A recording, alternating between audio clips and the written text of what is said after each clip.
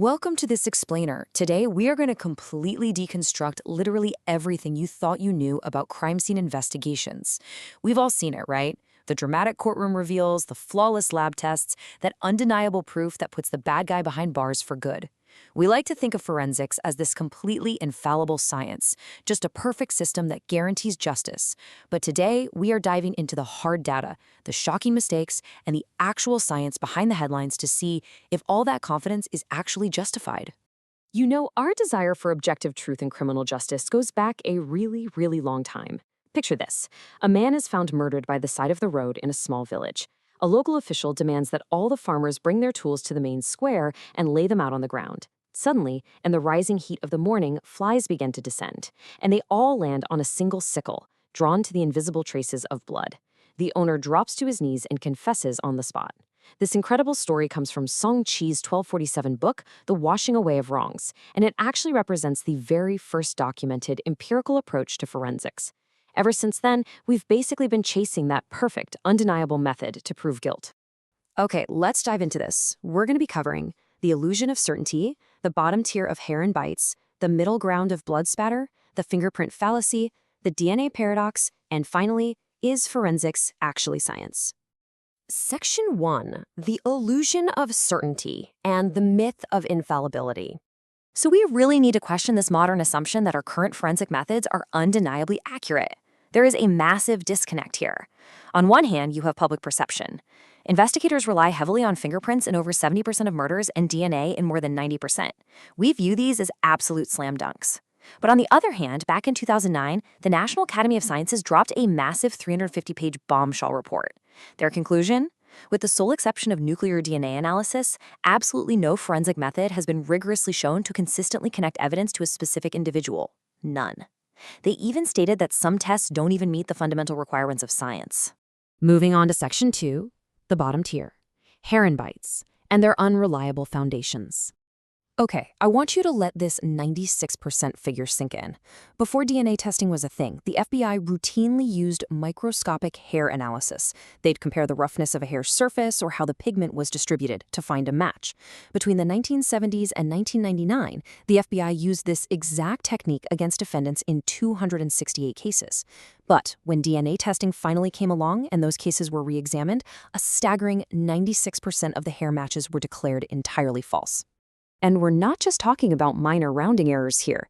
Get this, experienced FBI examiners, the so-called experts, sometimes couldn't even tell the difference between a human hair and a dog hair. I mean, you can't make this stuff up. And the human stakes were tragically high. Because of these incredibly subjective, flawed analyses, 33 people were sentenced to death, and 9 were already executed before the FBI realized their monumental errors. Today, microscopic hair analysis sits dead last on our list, and it's literally only used if it's fully backed up by DNA. Coming in at second worst on our leaderboard is bite mark analysis. The logic back in the day was basically, hey, if dental records can identify a dead body, surely a bite left on a victim can identify the attacker, right? Well, forensic dentist Dr. Mary Bush actually put this to the test. A university study created 89 bite marks on cadaver skin using a model set of teeth. Do you know how many matched the original model? Exactly 0. Human skin is just a terrible medium for an imprint. It's soft, it's squishy, and it completely distorts under pressure. And yet, despite this clear evidence that bite marks are entirely unreliable, courts have outrageously allowed this evidence as recently as 2025. All right, Section 3, middle ground. Blood spatter, and when math ignores physics. Now, this is where investigators attempt to basically rewind the clock using biology and physics through bloodstain pattern analysis. In 1971, a chemist named Herbert Leon McDonnell published the foundational text on blood spatter. He used the width and length of a bloodstain to calculate its angle of impact, and then traced it back using straight-line trigonometry. His method exploded in popularity, but there was a glaring, massive issue. Plotting straight lines completely ignores two basic principles of reality: gravity and drag. When you actually include those physical forces in the calculation, the origin point lowers significantly. That completely changes the narrative of, say, whether a victim was standing up or sitting down when they were attacked. And it gets worse because biology messes with the physics. Not all blood acts the same. For instance, men tend to have about a 15% higher concentration of blood cells, which makes their blood more viscous, changing exactly how it drips and pools. On top of that, completely different mechanisms, like a blunt force strike versus a gunshot, can actually leave the exact same pattern of stains. Because of this, even highly trained analysts disagree on how a stain was made about 8% of the time. Now, modern fluid dynamics software is finally dragging this field into the 21st century and improving accuracy, but its historical flaws keep it stuck firmly in the middle of our ranking. Section 4, the fingerprint fallacy, and the subjectivity of ridges. Now, surely fingerprints, the absolute bedrock of modern identification, are bulletproof, right? Well, just ask Brandon Mayfield. He's an Oregon lawyer who in 2004 was falsely accused of a terrorist train bombing in Madrid, Spain, based on a 100% certain fingerprint match. The catch? He had never even left the United States. So how did we get to a false match? Well, tracing it back to the 1890s in Kolkata, career criminals were literally hiring people to serve their jail sentences because there was no way to definitively prove identity. To solve this, 3 officers invented a brilliant classification system based on whorls and loops, sorting prints into 1,024 wooden pigeonholes. This naturally evolved into the massive physical archives used by New Scotland Yard and eventually into the digital friction ridge analysis databases that we rely on today. And this brings us to how the modern process actually works. To search those massive databases, you can't just scan a whole smudge. You have to map out minutiae. These are the specific, tiny points where the ridgelines of your fingerprint split or come to an end. The database uses these points to pull up the 10 to 40 most similar prints. And then, and this is absolutely key, a human examiner has to visually compare them. The problem? Human subjectivity. If you give the exact same pair of prints to the exact same examiner twice, 10% of the time they will reach a totally different decision on how many minutiae are actually there. Which brings us right back to Brandon Mayfield. Why did multiple experts, including one hired by Mayfield's own defense team, agree that the Madrid bomber's print was his? The answer is conformity bias. This is the human tendency to align your judgment with known opinions or case context. When the verifying examiner came in, they likely already knew the initial verdict, and they definitely knew it was a high-stakes terrorism case.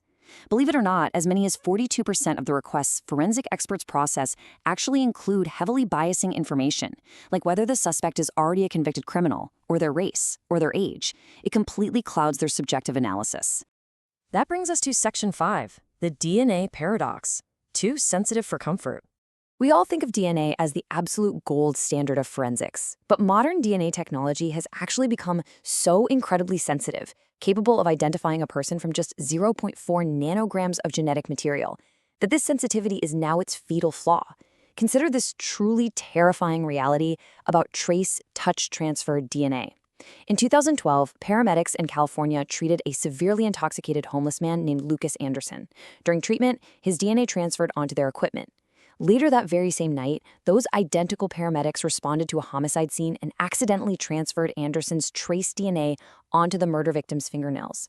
Lucas Anderson was charged with capital murder and faced the death penalty, sitting in jail for 5 agonizing months before his alibi that he was hospitalized during the murder was finally proven. Our own biology can literally frame us for crimes we didn't commit in places we'd never even been. And that extreme sensitivity creates another massive hurdle: DNA mixtures. When police swab a highly trafficked surface, like a public door handle, they don't just get the suspect's DNA. They pick up genetic markers, specifically short tandem repeats or STRs, from dozens of people. The profiles begin to overlap with wildly varying signal strengths. It's exactly like standing in a crowded room with 5 people aggressively yelling at you at the exact same time. Sure, you can hear all the noise, but singling out just one voice is incredibly difficult, if not entirely impossible. So, just how difficult is it to sort out? Well, check out the results from a 2013 study where the National Institute of Standards and Technology sent a deliberate, complex 4-person DNA mixture to labs all across the United States. The results were a massive, frightening wake-up call for the justice system. A whopping 69% of the labs analyzed the mixture completely wrong. 21% properly flagged it as inconclusive, meaning only 10% actually managed to get the correct analysis. 10%! Even with the gold standard of DNA, human interpretation of complex mixtures is just highly, highly fallible. Finally, Section 6, is forensics actually science? Reassessing the evidence. So after deconstructing everything from microscopic hair follicles to squishy bite marks to complex DNA strands, we have to ask a really tough truth about the entire field. If forensic methods are this flawed, this subjective, and this vulnerable to human error and conformity bias, can we still legitimately call them science? The answer is yes, but with a massive asterisk. Science isn't about being perfectly infallible right out of the gate. Science is about doing the absolute best you can with the information you have available and, crucially, being willing to constantly reassess your methods when new data proves you wrong. Forensics is shedding its junk science past, but only because brave researchers are putting these age-old techniques under the microscope. We absolutely have to demand that the justice system relies on empirical proof, not just historical precedent, before we ever take away a person's freedom. So the next time you see a slam dunk fingerprint match on TV, ask yourself, who exactly is doing the looking and what else do they know?